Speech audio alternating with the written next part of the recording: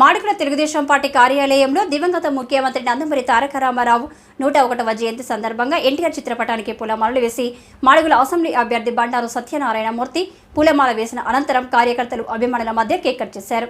అలాగే హాస్పిటల్లో రోగులకు పండ్లు, రొట్టెలు, బిస్కెట్లు పంచారు.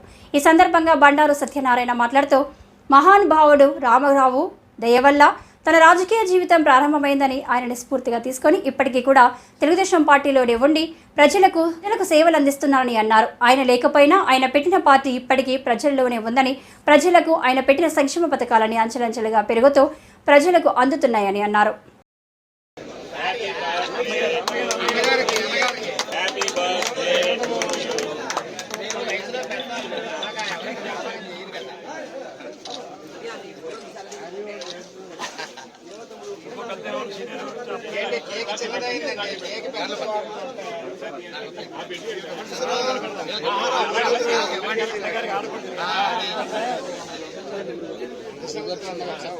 భవిష్యత్తులో మన రాష్ట్రం కూడా మేక్ ఇన్ ఇండియాలో, డిజిటల్ ఇండియాలో డెవలప్ అయి యువతకు ఉపాధి వచ్చి ప్రపంచ దేశాల్లో అగ్రగామి రాష్ట్రం కావాలని మా ఆకాంక్ష.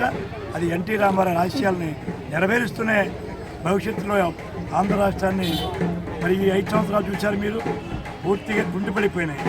కాలంలో మరమ్మతు లేవు, రైతుకు సంక్షేమ కార్యక్రమాలు లేవు, అభివృద్ధి లేదు, పరిశ్రమలు లేవు, మౌలిక సదుపాయాలు లేవు.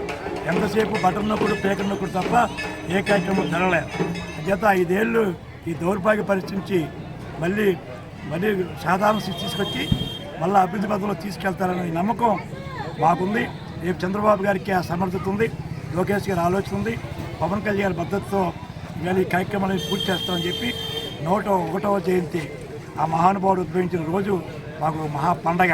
ఆయన మా దగ్గర లేకపోయినా పేదల గుండెల్లో ఉన్న బాలాంటి వారికి రాజకీయ భవిష్యత్తు పెట్టిన ఎన్టీ రామారావు గారికి మరొక్కసారి నివాళిస్తూ ఆ మహానుభావుడు తలుచుకుంటూ నేను ఈవేళ ఈ కార్యక్రమాన్ని పూర్తి చేస్తాను.